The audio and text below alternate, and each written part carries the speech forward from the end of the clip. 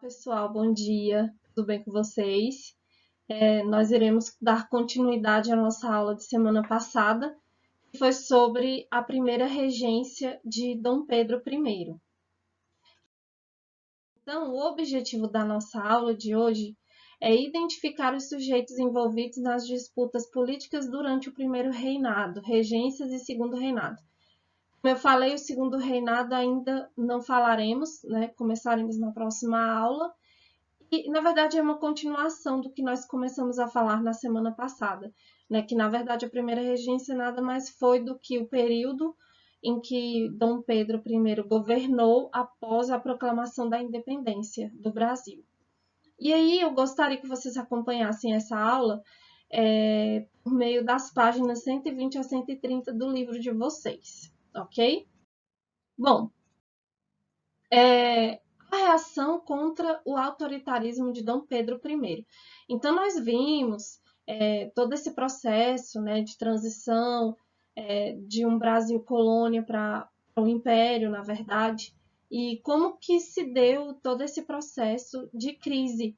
Então, vocês viram, né, que, na verdade, havia interesses, né, de um grupo pequeno, que era a aristocracia brasileira, os grandes proprietários de terra, a elite brasileira, para se manter no poder, e também os seus privilégios. Era a única classe que apoiava Dom Pedro, porém eram minorias.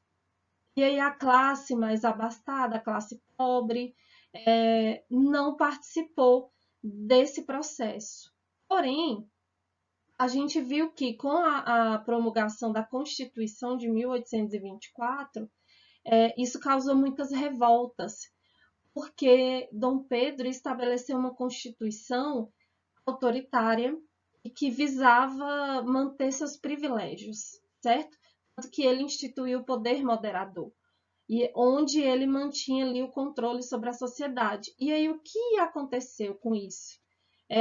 Houve uma reação do povo contra esse autoritarismo, e aí, inconformados com o caráter elitista da Constituição de 1824 e com o uso de um poder centralizador por parte de Dom Pedro I, representantes de algumas províncias do Nordeste defendiam a federação de algumas províncias do Nordeste e a separação destas do Brasil. Ou seja, esse grupo, né, de moradores que viviam ali no Nordeste brasileiro, eles queriam se separar.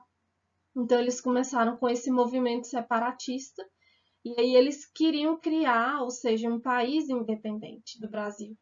E aí o movimento foi sufocado com extrema violência pela tropa imperial. Então, a gente vê que havia esses movimentos que iam contra esse autoritarismo de Dom Pedro, contra a sua regência, né, o modo como ele governava, porém, ele era autoritário. Era um governo extremamente autoritário e ele não aceitava nenhuma manifestação contra ele.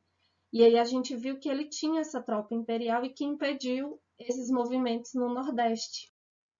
E aí esse exército imperial do Brasil ataca as forças confederadas no Recife, em 1824. O governo imperial tomou medidas severas contra o movimento separatista. Dom Pedro I pediu empréstimos à Inglaterra e contratou mercenários ingleses para que lutassem contra os revoltosos. Não resistindo ao enfraquecimento interno do movimento e à dura reação imperial, a Confederação do Equador teve seu fim. 16 envolvidos foram acusados e executados pelas instituições judiciárias do Império. Entre eles, Frei Caneca teve como pena a morte por fuzilamento. Olha que radical, gente. Vem um cara que morava em Portugal, nem era brasileiro, certo? E por ele ser filho do rei de Portugal e Brasil ainda ser colônia, ele decide sim continuar morando aqui no Brasil, né? No caso, Dom Pedro, e aí, por interesse próprio e de um pequeno grupo no Brasil, ele declara a independência do Brasil com relação a Portugal.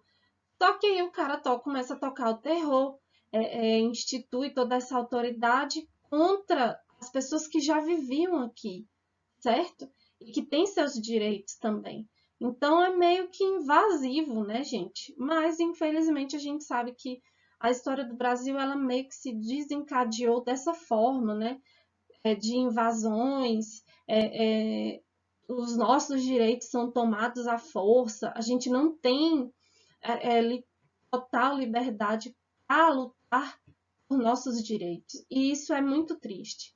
E aqui essa imagem mostra como que se deu essa invasão do exército imperial lá em Recife, né? Como que foi esse conflito na região ali de Pernambuco.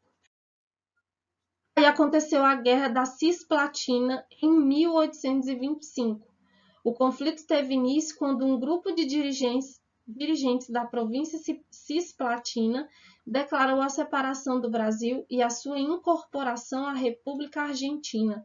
Dom Pedro I declarou guerra à Argentina e o exército brasileiro foi derrotado, causando grandes prejuízos pelos enormes gastos e grande número de soldados mortos. A Inglaterra interveio no conflito, pressionando o Brasil e a Argentina a assinar um acordo de paz. Assim, a província cisplatina declarou sua independência desses dois países, tornando-se a República do Uruguai.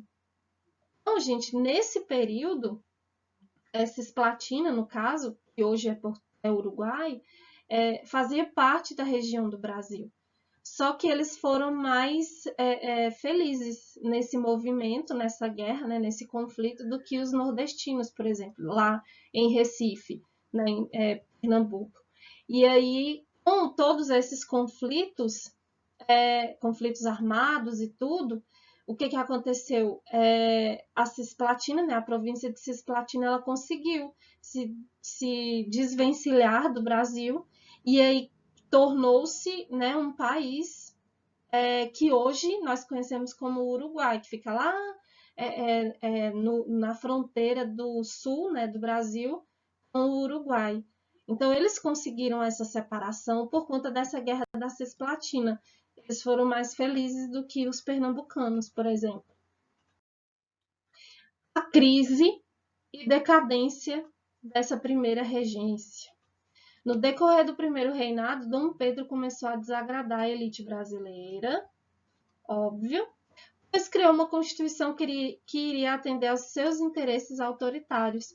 Além disso, a Confederação do Equador e a Guerra da Cisplatina causaram grandes gastos para a economia brasileira e muitas mortes. Ou seja, Dom Pedro I, que já tem esse perfil, né, autoritário e individualista, ele começou a deixar de mão a elite brasileira. E aí ele arrumou problema, certo? E aí por isso, o que aconteceu?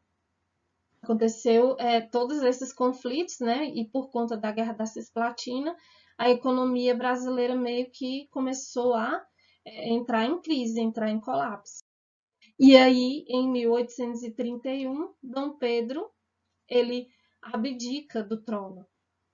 E a abdicação de Dom Pedro aconteceu no ano de 1831, tanto pela pressão política que o imperador sofria da elite e populares brasileiros, quanto pela tentativa de assegurar os direitos de sua filha, Maria da Glória, pois com a morte de Dom João VI, a coroa portuguesa iria por direito a Dom Pedro I, que preferiu abdicar o trono português em benefício da filha e deixou o trono brasileiro para seu filho Pedro de Alcântara, que se encontrava então com 5 anos de idade.